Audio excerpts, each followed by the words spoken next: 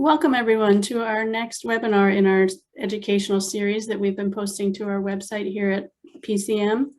Our webinar today is titled Stash Your Cash.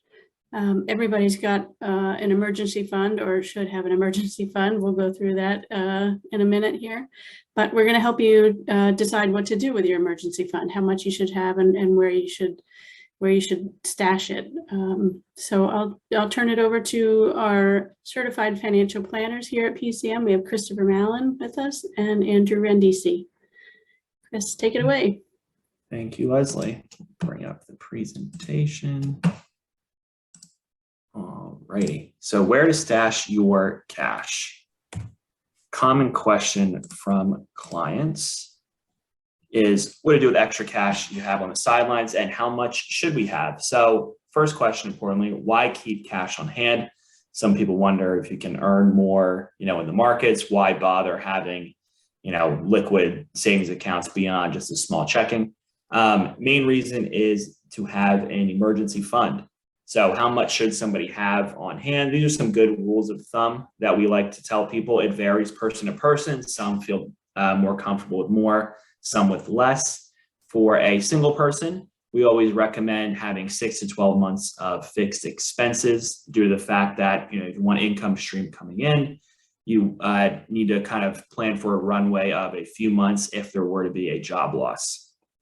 And then, so if you were a couple with dual incomes coming in, you can get away with 3 to 6 months, because if one of the people were to lose their job, there wouldn't be necessarily as much of a cash flow crunch. You could argue to have 6 to 12 with a couple as well if there's a large discrepancy in incomes between the two people. If you go to a couple with one primary income, so say one person's working, one is not, then you would want to have the 6 to 12, similar to a single person. Again, have to plan for a runway if there were to be a job loss. And then finally, retirees like to have 18 to 24 months of fixed expenses. This is mainly so you do not have to tap your investment assets during those retirement years, so they can keep growing. You don't need to pull out significant funds from those while the market could potentially be in a downturn like we have this year. And then, so here are the few options available that we would recommend everybody, take a look at. High yield savings account, money market funds, certificates of deposit, I-bonds, and then fixed income exchange traded funds. And then Andrew's going to go through high yield savings accounts and some specifics on those now. Sure. Thank you, Chris. I'd say most of us probably have saw a lot of commercials for these recently, whether it be on YouTube or online or even on TV. But I'd say most of us probably now, we still use an old brick and mortar bank. Our savings and or checking accounts are probably giving us, we'll call it as it is, dust. That's why a lot of our savers now are turning to these high yield online savings accounts. I know it kind of sounds like an oxymoron. It's high yield, but it's still paying sometimes 20 to even 30 times better than what you can get out of a traditional bank. It just like a regular bank, an online savings account is FDIC insured. You can have now unlimited withdrawals from these type of accounts. That was just done recently by a SEC federal rule done a couple years back during 2020. Some examples, Synchrony Bank, Capital One, American Express. You can check the rates. Most banks right now, online banks, are paying anywhere from 1.7 to 2%. And a good resource to try and compare and contrast which of these online savings accounts might be best for you is by using bankrate.com. So Andrew, you'd suggest on this, they would just open up this online savings account, and then I guess they could link their regular checking account with it, and then that's how they could move the cash back and forth. Exactly. You'd set up your ACH transfer back and forth between your checking account and your online savings account. For example, let's say at Capital One, and you can move the money back in and out as frequently as you'd like now. Great way to start saving to earn a little bit something on that cash. 2% might not be much, but it's still a lot better than 0.001 at the regular bank. Right. Well said. All right. Money market funds. So look at the high yield savings account as more of a banking product. The money market funds, this is going to be more so an investment product in the sense that you could purchase this in a brokerage account instead of, you think traditional bank, your checking or savings. Money market funds would live over at like a Charles Schwab, Fidelity, TD, something like that. These provide daily liquidity. They invest in cash and short-term debt securities in the background. It's useful for saving towards a big purchase, travel, or down payment on a home. Tax-exempt offerings for higher taxpayers. So, for example, if you were to purchase a municipal money market fund, the interest you'd be earning on that would come to you tax-free versus taxable. Some common examples, Vanguard Money Market Fund is one, Schwab Value Advantage is another one. That's one we use with our clients who have Schwab accounts. And then Andrew, I know you have kind of the updated numbers. They're both over 2% now that you can get on these. Paying well over 2%. Most of them are paying well over 2% now. And wanted to quickly comment on those tax-exempt muni offerings. Some brokerage houses such as Schwab or Vanguard are even offering state-specific, like California, Pennsylvania, or New Jersey and New York for those high tax states. Yeah, we like this a lot on the investment side because typically clients or just regular investor will have some cash in any of their brokerage accounts, IRA accounts, things like that. It's usually not, $0 and 0 cents. So you can earn a little bit more on that idle cash. Dividends will hit in there. Makes sense to kind of go in there and sweep it into one of these. And then anytime you need money, say you need money out of the account, you can pull the money account and sell this the same day. Will not have any liquidity issues there. Okay. Certificates of deposit. Or also known as CDs, can offer higher yields than savings account depending on how many years you want to lock up your money. Quite a few of the online banks and traditional brick and mortar banks offer these as well, but you're going to mostly notice that the online banks are going to be offering much significantly higher rates than what your traditional brick and mortar bank could offer. Most times you can see CDs range from as little as 3 months to 6 years or more. Once again, like the online savings account, FDIC insured.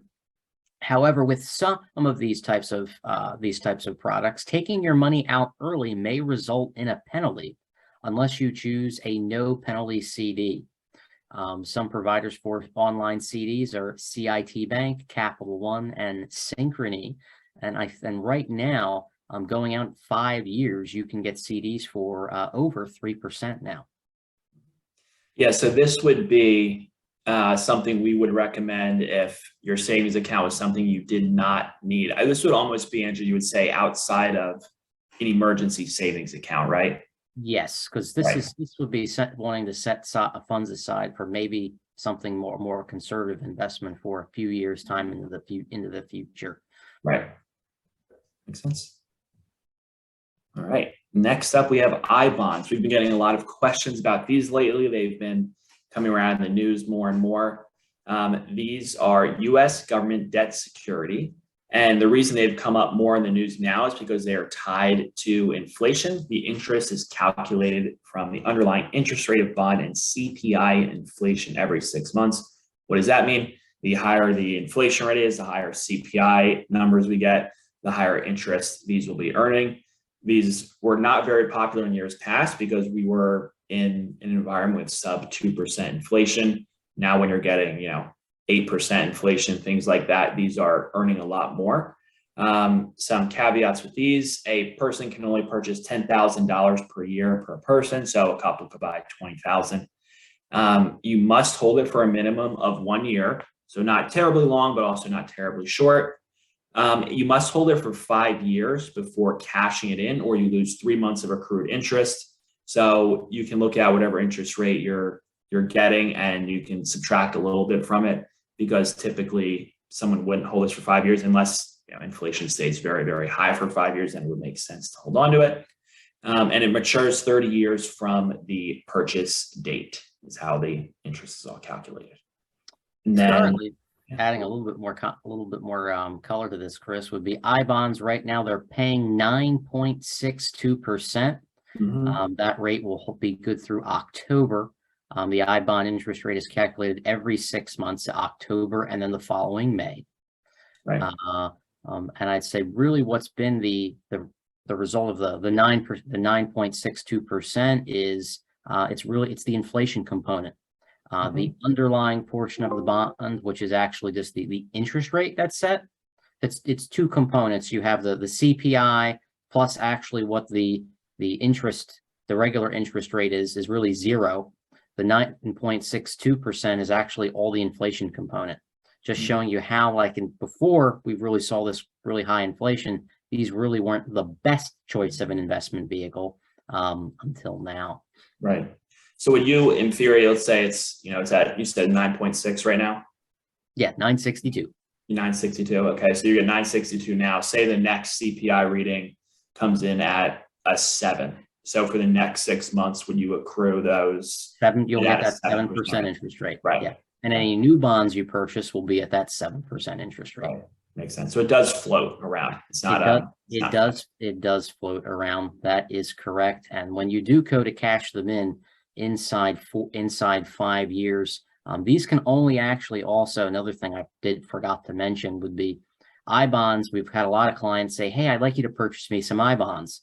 I bonds can only be purchased through Treasury Direct. Right. Which is the government's online website. They used to be able to be purchased at your local bank. However, that's not so anymore, and they cannot be held in a brokerage account, for example, at like a Charles Schwab. So when you do purchase these on Treasury Direct, if you go to cash them inside 5 years, it actually shows you the proceeds, including the interest being deducted. Once the 5-year holding period is up, then you can then you'll see it'll adjust to whatever. So whatever you're seeing is what you're going to get. You don't have to do the math. Yeah. I think of this as like it's really a higher interest 1-year CD. Right. If you're only going to put money in for a year, and it's $10,000, I'd rather purchase this over a CD because you're going to get 9% versus 2% or 2.5%, 2.7% right now. Makes sense. And I'll add that even though you have to go to Treasury Direct to buy it, we at PCM would be happy to sit on a Zoom with you and walk you through the steps if you need help navigating that website. I understand. I have not purchased any myself, but Andrew, I understand it's a pretty straightforward setup process on Treasury Direct. It can be. Right. Maybe like not everything's set up by the government. It doesn't work perfectly. Yeah. Right. Like on a government site, it's a little clunky, a little antiquated, but it works. Yes, and again, we're happy to walk you through it, to be with you while you're signing up for it. So just give us a call if we can help in that. Yeah. All right. Last but not least, Andrew's going to talk about some fixed income ETFs. So these are investment products that would be held at a brokerage account like a Charles Schwab or a Vanguard. They're not technically cash, but they effectively act like cash instruments. Also, being an investment product, they're not FDIC insured, so you can lose your principal based on market fluctuations with the bond markets. There's a couple different types that we use that can be kind of cash surrogates. The first would be ultra short duration ETFs. Those are fixed income securities that mature within 1 year. Duration we would define as how long it takes for you to recoup your purchase price of a bond based on its cash flows. The next is short-term treasury ETFs. So similar to buying, going back to Treasury Direct, for example, you can buy an unlimited amount of T-bills, T-bonds, marketable securities from Treasury Direct. If you did rather not want to go through all that hassle, you could buy a short-term Treasury ETF, which is investing in a basket of these Treasury bonds. Short-term Treasury ETFs usually invest in 1 to 3 month T-bills. So it's a very, very conservative investment. And then finally, there are TIPS ETF, which TIPS ETF. This invests in treasury inflation protected securities. So how these work would be, works a little bit different to an I bond. Rather than the interest rate adjust for inflation, the way TIPS work is the actual price of the bond adjusts with the with an inflation rider that adjusts throughout the year. Makes sense. So I guess if you were to compare this to, I guess the other brokerage account, we talked about the money purchase funds. The money purchase funds is closer to cash than these are.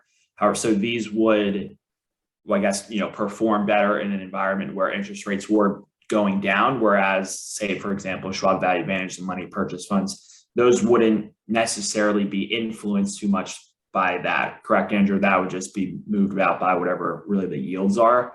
It wouldn't, in theory, it can go below 1, but it typically does not.